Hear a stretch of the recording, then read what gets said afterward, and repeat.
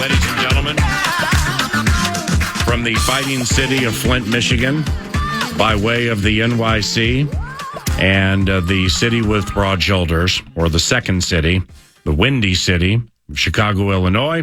Ladies and gentlemen, the professor of hoopology, Trent Tucker, Double T, has joined 9 to noon. Trent Tucker. In the 651 Carpets Plus studios. So we were going to do this this chat over the phone. And you, because you're one of the kinder people I've met in the 25 years I've known you, all the way back to the Dark Star days. Double T joining us now to talk about the Knicks and the Bulls last night in the playoffs. You're very kind to come by, but I'm believing, like many in my life or many in the lives of NFL people who follow the NFL or have access to things. Let me guess, you're here to get some hints on the Viking schedule. No, I always love that one. I know that Aaron Rodgers is going to San Francisco for the first game on Monday Night Football, so I'm trying to see, where the Vikings are headed on the second weekend. Yeah, and we're trying, and we are trying to figure out or hoping to figure out, as travel would go, if our Minnesota Timberwolves are going to be making a trip to the Mile Get High City for game number 7, which means they'd have to win game number 6. And that means they would not lose 4 consecutive in the playoffs to the world champions. So the itinerary, you're not a big prediction guy, and I don't like to put you in that spot. What will it take for the Minnesota Timberwolves to A, win a freaking game against these guys, and B, get to Denver, and good morning? Well, thanks for having me, Paul. It's going to take a perfect game for them to knock off this basketball team, I think, come up in game number 6. And, it seems like mentally this is where the Wolves have gotten off track. And start of game number 5, there was some mishaps on defense that led to some easy baskets here or there. Mm-hmm. And I think they had to get back to paying attention to the small details. And the small details is all about your mental toughness and your discipline and doing the right things all the time. Physically, the Wolves are right there. They match up pretty well with the Denver Nuggets, but when it comes to winning at this time of the year, it's all about making sure that you're disciplined and consistent with your game plan. And when you and I exchanged thought about what the game would be like last night, you a couple of days ago you're not, again, Trent Tucker, Double T, professor of hoopology, is not splashy prediction guy. He's never going to be on Twitter saying, splashing and trying to watch the retweets or the likes roll. Mm-hmm. You laid it out contextually and analytically for me in that the problems they are having through 4 all are correctable. So that would be the little things and stuff like that, they are correctable, but clearly a lot of them were corrected last night. And the thing is, how are the coaches getting that message over to the players and helping them stay in the moment? I'll take you back to 1993 when we played the Phoenix Suns and I was the Chicago Bulls in game number 6. We're down by 2 points with about 40 seconds left in the ball game. Hold on. Down memory lane we go. And, we're down 2 and we said we need one more stop. We need one more stop. Yeah. And we know that Scottie Pippen is a ball chaser. And he loves to double team the ball. And at this time, he's guarding Dan Marley, one of the best 3-point shooters in the game at that time. You have to be disciplined. You have to stay home. And not only were the coaching staff preaching to him to stay home, the bench was doing the same thing. But somehow, some way, they're going to have to get the message across that, doing the little things is hard work. It's hard work. And we're going to have to be consistent. Good with doing the little things if we want to have a chance to get back to Denver. I can guarantee you one thing. What? Denver is going home Thursday night. Will they be carrying the Wolves with them? You set that up in the parking lot. Wow, Double T set some lines with Greg Popovich. Okay, Jim Peterson, analyzing with Alan Horton on KFAN. We played a highlight in the montage. The Sky is Falling by Hall & Oates to begin things. And Jim Peterson, because he gets basketball, played in the NBA Finals with the Rockets, man. You know, college teammate. You were what? He's my college teammate. Oh yeah, college. I was like, when did you play for the Rockets? I thought that was Granville Waiters. Down memory lane we go. Is that Lou Lloyd or Trent Tucker? Down memory lane we go. But the Jim Peterson at the end of a highlight, he's like, right at the end of the game. Now that's how you spend a night. Paraphrasing, winning, accepting your MVP trophy, and then coming out with 40 and 13 and whatever. That's how you do it right there. And I'm like, man, that's how you do it. But like, how do you do him? I mean, how were they slowing him so that like, okay, Aaron Gordon game 1 or 2, both maybe. Here he comes from the wing, 3-point wing, and it's either going to be Jokic with a little push shot or an alley-oop to Gordon for a dunk. And they got one. Next time they tried it, Jokic thought he had that easy alley-oop, and he got all discombobulated and threw it away because it was taken away. Yes. Why isn't that stuff taken away anymore? Well, like I say, it's paying attention to the details. You know, Really? What was so good and what was working so well for this team in games 1 and 2. And I felt like games 3, 4, and 5, they have gotten away from doing the little things. And as I mentioned before, the little things they are hard to do. And are you committed to doing the hard things?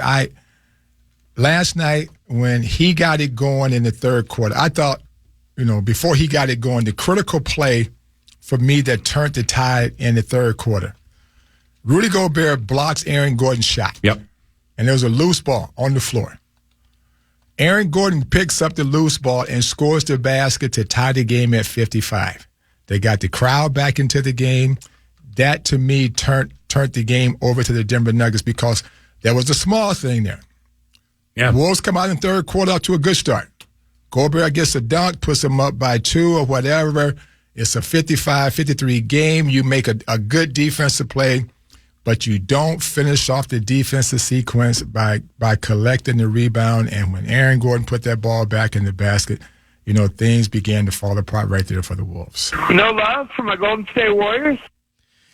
Through each of these 3 games, these losses for the Nuggets, each has entailed significant runs in spots by the Nuggets. It was 29-9 first half game 3, 26-4 first half in game 4. And you mentioned that moment in the third, take the lead, gets tied up. It was the beginning of a 23-8 run by the Nuggets. Is there anything in particular that you've seen where I'm watching my favorite squad in quicksand and shots aren't falling and all of that? Is there anything that you've seen that has helped expand those runs or increase the margin and the devastation within those runs in those 3 games?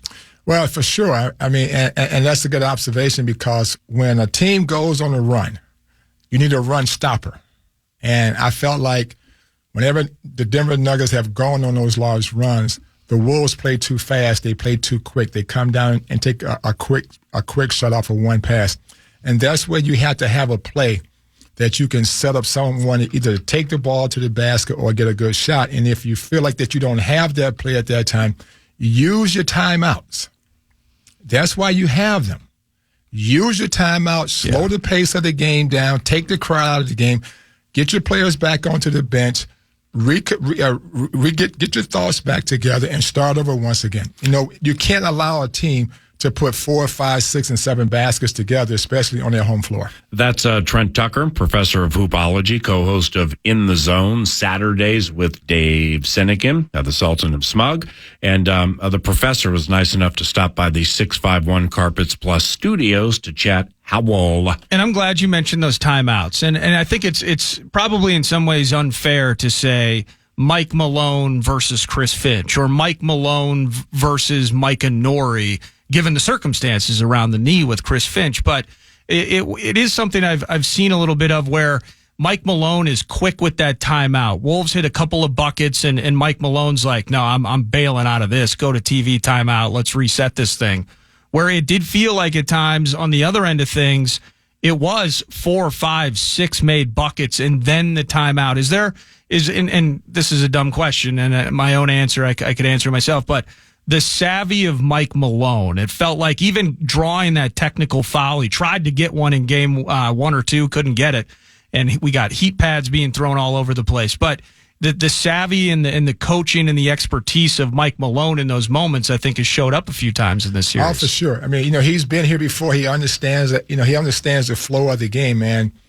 He was not going to allow the Wolves, to make a run, to get themselves back into this game, and that's what good coaching do. They call a timeout, they stop the flow. Hey, let's come to the bench, let's settle down, let's regather our thoughts, let's come out of this timeout situation and run a good play. Let's make sure that we get a good shot when we get ourselves back onto the floor. And it comes down to this time of the year. Coaches, have to make adjustments not only from game to game, but with inside the game as well.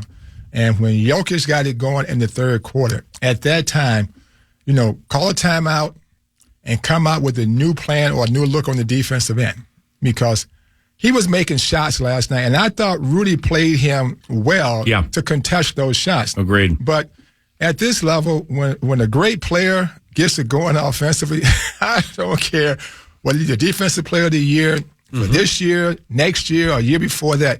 When a guy like Jokic gets it going and he's allowed to take multiple dribbles, 4, 5, 6 dribbles, there's no one in the league that can defend him. And that's how slow they are, too. 4, 5, 6. He's setting you up, right? Yeah. I mean, he's getting his feet right. Yes. Well, because, he bumps you and he bangs you, and all of a sudden he's looking. So where's the double team coming from? Nobody is coming.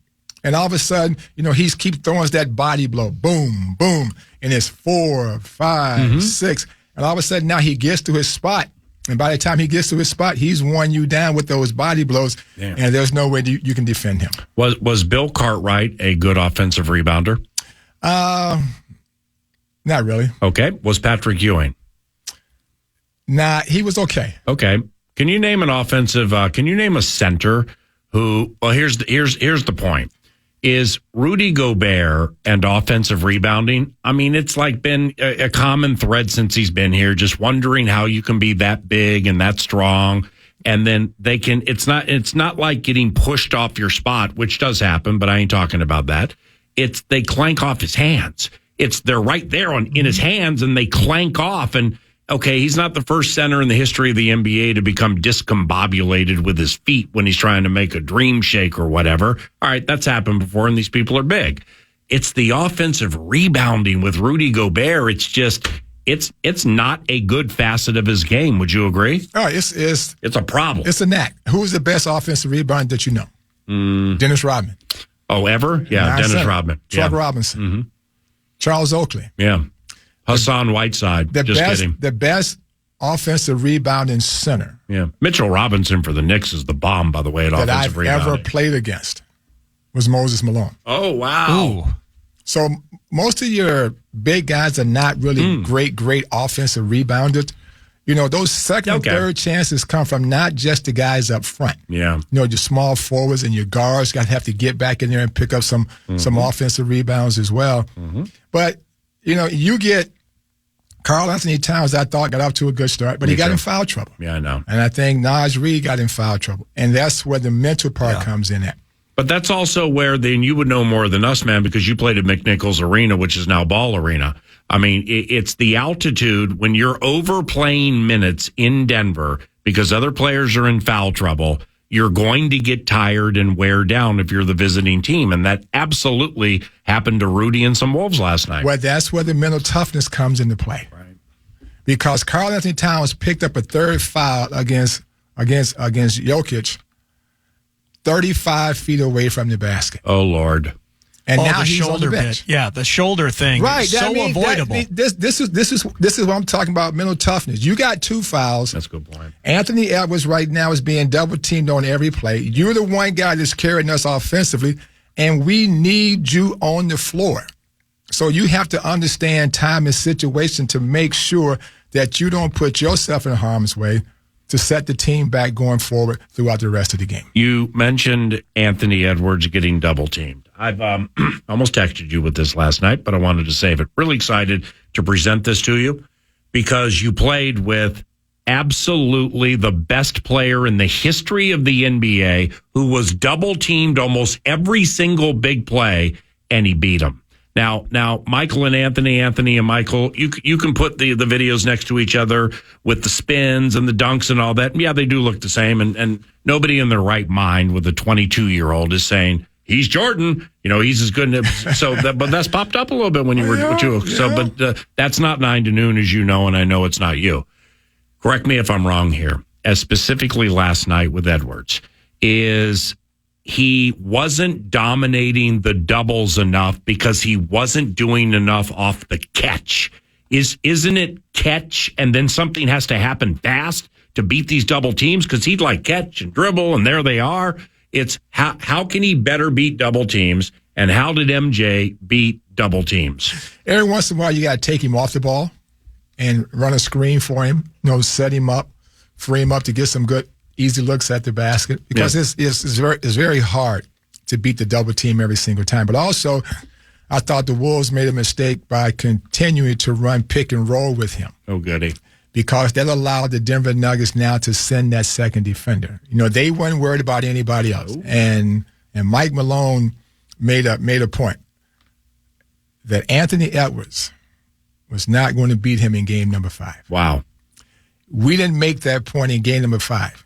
We allowed Nikola Jokic to beat us in game number 5. And Micah Nori on the TV broadcast with Ludlow, whatever, Megan or something, the sideline analyst. She was talking to Micah Nori, and he said it early. He said, the plan is that not to let Jokic score, but go ahead and get yours.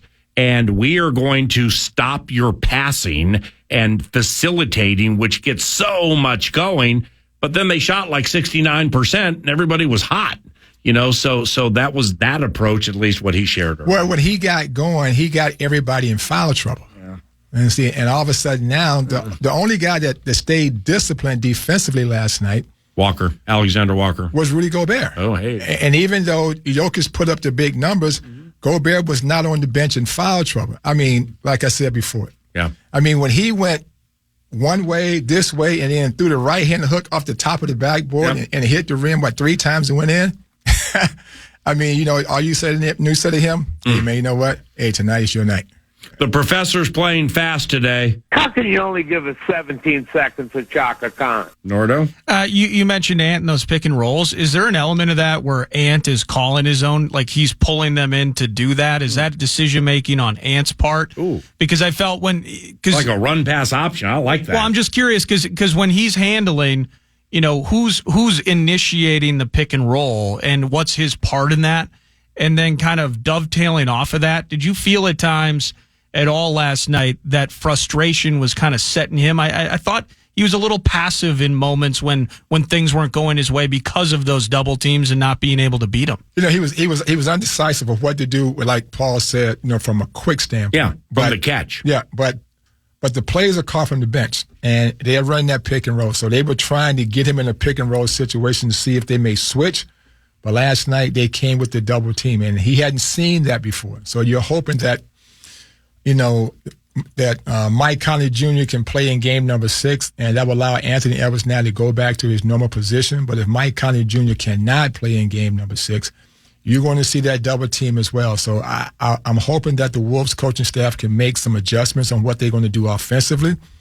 But once again, the major key is that some of your best offensive players have to stay out of foul trouble, and they have to be mentally tough to understand time and situation. Karl Anthony Towns last night, it should have been his game. It should have been his game because with Malone's approach to Anthony. Because when he went inside time and time again early in the part of the game, no one could guard him. But the mental toughness comes in where he could not stay out of foul trouble. He has to understand that him being on the basketball court is very important to this team, and it's going to give them the best chance to win. With the charges, 3 consecutive. I mean, the crowd, with number 1, number 2, number 3, McNichols. I mean, ball going nuts. It's okay. So we can agree or disagree on whether it was a charge or not. Justin Holiday with good bravery taking a couple there.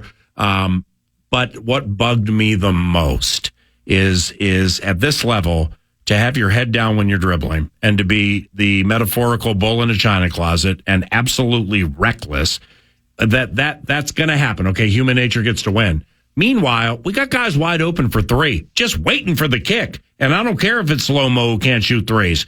It's better than taking a charge and getting the crowd into it, but that whole sequence there drove me nuts, man. And here we go once again. It's the mental part of the game. You're right, man. Yeah. Were you coached by Phil Jackson one day or something? One time or something? Well, the Zen part came in. It's understanding time and situation. Yeah. I mean, when you put the ball down on the floor, I mean, you have to know if you pick up one charge, what that second defender is going to be there the second time.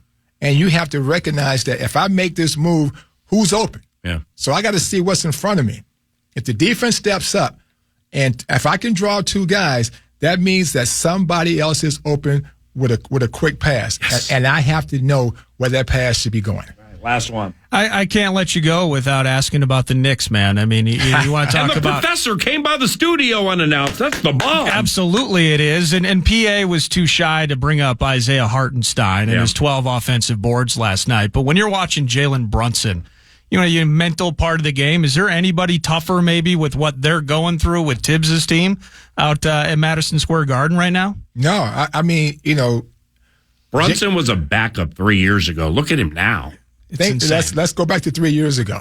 When Dallas got past Utah in the first round, Luka Doncic was hurt. Oh, wow. Who stepped up and carried the Dallas Mavericks past the Utah Jazz? The professor, we're the students. I forgot about that. Jalen Brunson. Jeez.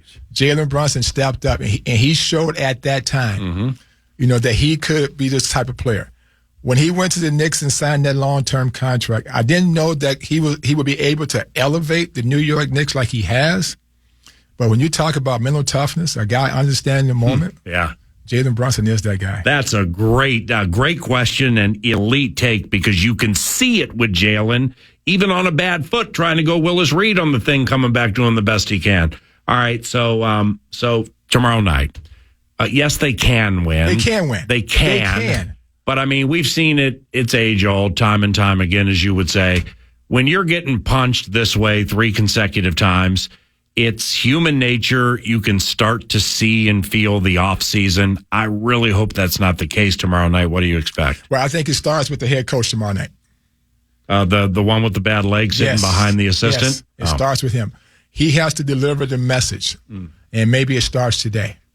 Right. Is that this is what it's going to take for 48 minutes to get this done. And I've said this over the last few days. B.J. Armstrong in 1993 on the bus ride over to America West Arena at that time in Phoenix. Hold on. Down memory lane we go. And he sat beside me on the bus and he says, "Old head." Old head? Old head. That's what they called you? Yeah, because I was a veteran guy. That's the bomb. I've never heard that old head. Right. And he said, today, he said, "Give me everything you got." Oh, wow. To you? Yep. He said, "Give me everything you got." He said, "Don't leave." Yeah. He said, "Win or lose today. Wow. When you walk off the floor, make sure that you left nothing on the table." And what happened in the game? And we won by 1 point. And did you? And we left nothing on the table. That day I went 4 for 4 from the field. Holy cow. B.J. Armstrong, don't leave home without him. And that would also be with the understanding that, like he knew with Michael and Scotty and, so the ancillary guys, the Paxtons, the Kerrs, the Double T's, those, the Worms, the Grants, those are the ones you need to have to win championships, right? Yes, no doubt about it. But your best 2 players in the biggest game of the year, they have to be at their absolute best, and then you're hoping a third or fourth guy can emerge. Yes, sir. And clearly it did. So for that sneaky little appearance, Thank you, Minneapolis. thank you for coming by. That was a wonderful treat. God bless you, my friend, you and your family. Best of luck with the hockey kids. And we'll talk soon, all right? All right, thanks, man. Yep, Double T, Trent Tucker, co-host of In the Zone this Saturday, 8 a.m. with the Sultan of Smog. We got some money to give away right now. The Fan and BigDeck.com want to give you a chance to put $1,000 in your hand with the National Cash Contest. Go to KFAN.com, enter the keyword bills. Might win $1,000 and pay some bills with the keyword bills at KFAN.com.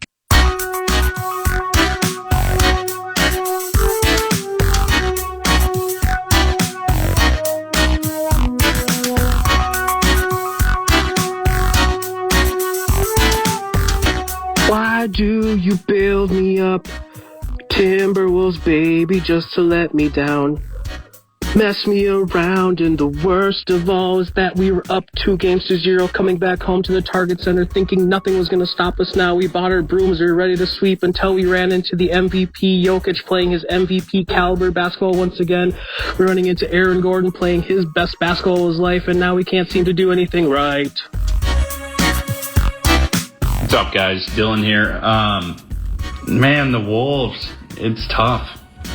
I just don't understand. 3 games, it looks like Denver has made some serious adjustments, and the Wolves just are trying to do the same thing over and over, and Denver is shutting them down. It sucks. Joker, MVP, it's showing. He's different. Very different. All right, thanks, guys. This, thanks for the talkbacks. I'm sure we have more. The whole thing saddens me a little bit, like to at least how sports potentially as a distraction factor can sadden somebody. In that, the relationship 9 to noon has developed with Chris Finch over 3 years, where he's been nice enough to join the show weekly during the season. Likewise for Micah Nori, and this is not the first time.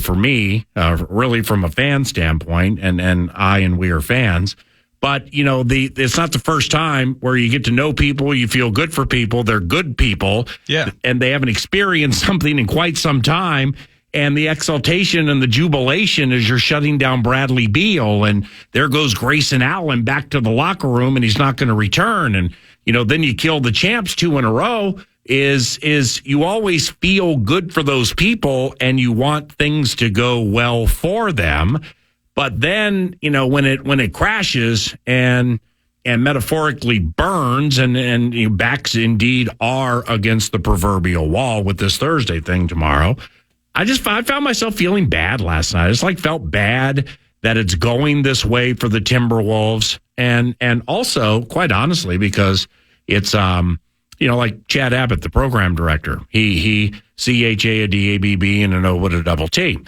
He produced 9 to noon when it was PA and Dubé, and Sam Cassell was a weekly guest. Latrell Sprewell, Garnett, and Wally played with each other, and we went to the Western Conference Finals.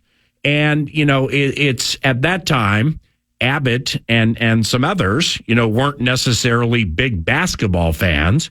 But I had gotten here 4 years previous, full time in 1998, as having lived in Los Angeles for 15 years, arriving there the same year Magic Johnson was a rookie out of Michigan State, and he won the NBA championship playing center against the Philadelphia 76ers because Kareem Abdul-Jabbar had a migraine problem and he had to miss games in the NBA Finals. So Magic's playing center.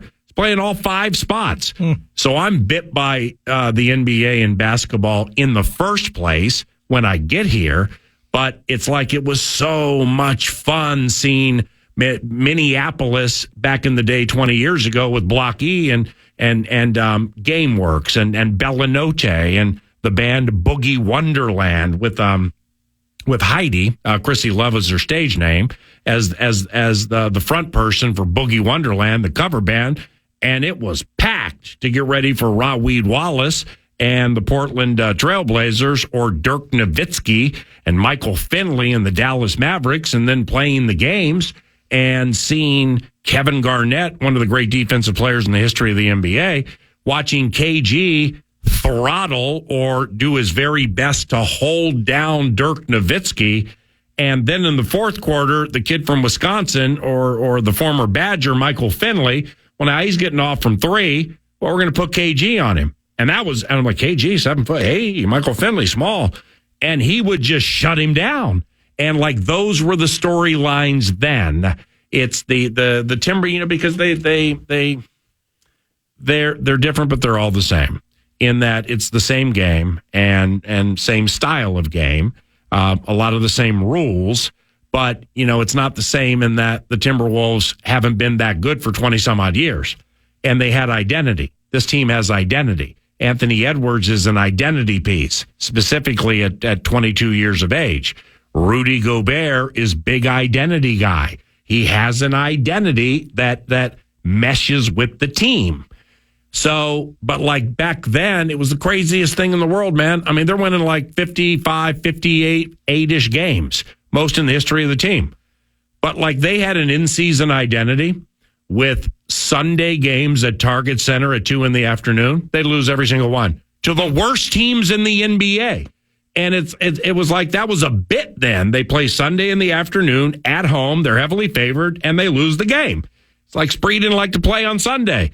You know, the Boo Ray games the night before or morning up might have run a little long. They didn't care about those matinee games. But it was a push-button bit because the veteran nature of Sam Cassell, who had won a championship or maybe 2 of them, with the Houston Rockets playing next to Vernon Maxwell with Akeem Olajuwon, Latrell Sprewell, I don't think he hadn't won a championship, but I mean, Latrell had veteran savvy. Garnett had not won a championship, veteran savvy. Wally, tough as nails with his role. Anthony Peeler, kid played at Missouri, left-handed shooter from 3. Didn't give you much off the bench, but maybe the last guy on the team you'd want to fight. Just one of those super tough-minded guys. So they were just dripping with identity. And this team is not dripping with identity. And I don't really know if you overall in this day and age can have that type of identity anymore because everything's in and out so quickly. And if somebody does put an identity on you and it doesn't come with a sponsor, well, then they won't accept the identity. But the Timberwolves have identity. And so they've reclaimed that. But it just goes to prisoner of the moment terrorism with me and with a lot of people is you see things and they're good. And you want it to be Creed so badly that, you trick yourself into believing things like the champions don't have a chance to swing back, stuff like that. And then you see it on the other side, which is this. And then you trick yourselves into believing, well, okay, the first 2 weren't true. Well, what makes me think these 3 are true? These 3 are reality. These 3 are fact. These 3 are by front court gospel. It just feels they are. It feels they are, man. And you hear me say things more than anybody in my life. So you've heard this a million times. Human nature gets to win. And that's in personal and professional lives. It's like, well, I can't explain why I can't get going. I can't explain why I'm tired. Got 10 hours sleep, blah, blah, blah. Tomorrow's a human nature game, man. I mean, I'm not going to be one tomorrow when we crack the mics at 9 to be like, okay, well, show us your mettle. Show us your fortitude. Show us your tenacity, which is what we all will want. Show us all of that, or we believe you are this, right. Not worthy. No, they're absolutely worthy of everything they have achieved. And a short period of time against one of the great players in the history of the NBA and absolutely one of the best centers in the NBA with a group that knows how to handle pressure and how to handle these moments. And it's new for a lot of Timberwolves. That has to be taken into account too. But I don't know about you, Mad Producer Man, but I really enjoy the talker. I really enjoy the interviews. I really enjoy the fan reaction. I really enjoy attending the games when I get the opportunity. I've just really, really enjoyed this run, and quite honestly, I don't want it to end. Well, LFL reinvigorated my love for the NBA, and I was at a couple of games of the Sacramento series 20 years ago. Oh, wow. Oh, I had a mesh KG jersey. Really? Yeah. Oh, yeah, a little 19-year-old Nardo. You see, that's where I met Josh Duhamel. Is he was sitting like 3 rows in front of when he was on Days of Our Lives, General Hospital, one of those 2. Okay, yeah. He was soap opera guy. So that's like where I met Josh Duhamel. Absolutely. And I love that team. It drifted. My interest drifted, and I became negative on the team, and I became all in on on all the jokes and the bits. So LFL reinvigorates me. Yep. What I've seen over the last couple of months here with the team and a chance and a chip and a chair and a muddy West, it's been awesome, man. How cool is it when the city's alive with hoops? And Finch is the bomb, so is Mike Nori. So, I just look at it like this. Like, if things go the wrong way tomorrow, or if the Wolves win and they go the wrong way on Sunday, look at a team, look at a guy in Anthony Edwards that's ascending. Now we're talking about a team, by the way, in the Denver Nuggets. How good is it? This has really become a sweet but a nasty rivalry where these teams, not only in the playoffs last year, however the series works this year, all the badass regular season matchups, and you think about where the West is at, where dynasties are dying, and you have champs in front of your face and a team on the come with a young superstar. Yeah. Like, let's soak that in a little bit. We're going to be pissed, well said, and rightfully so, but soak that in terms of we're talking for the next several years. We're going to be talking about the Howl and how they match up in the postseason against whatever this thing is in Jokic that is just unworldly. Smile for me. I have some really good news for you around the corner. Oh, sweet. We'll be right back. I can't wait until tomorrow. All right, quickly, the good news. Yeah. Are you ready? I'm ready. Russell Erxleben, drafted kickers, saved for tomorrow and written out. We wonder what the hit rate is on drafted kickers. All the way back to Seabass at 17 back in the day with Roberto Aguayo and now our new guy, Will Reichard. That gem is saved until tomorrow. Thank goodness. Russell Erxleben on the side. Thank you very much for listening. We serve you. You choose to listen to us, and hopefully we served you well today. Thank you very much. I'm Paul Allen. Nordo is here to put a wrap on the show. And thanks to Casey's for presenting the 9 to noon show wraps. BOGO deals on pizza. You got medium fountain and frozen drinks on sale. It's always good at Casey's. Last night, masterclass from the Joker. It's worse than a monster from the mind of Bram Stoker. As a kid, he was fluffier than a younger Al Roker. Willing to buy low on the Howl? Call the broker. And we all love Rudy Gobert, but he was disarmed by that lethal Serbian stare. Lack of grit on the defensive glass. Man, does he really care? New baby at home. Don't blame the au pair. Last week, man, nothing could stop us. Now Rube's hoping that the station will outdrop us. Like dead air, as a listener, you can't see that I had to move live spots as PA went to pee. And tomorrow, make or break Game 6 downtown alive again. Burning those candle wicks. Hold your hand over the flame, please don't let it die. And if it does, all good. It's back to one last cry. Now, what did I do wrong? Podcast today's Paul Allen Show, or listen back to previous show and interviews by going to the iHeartRadio app or KFAN.com.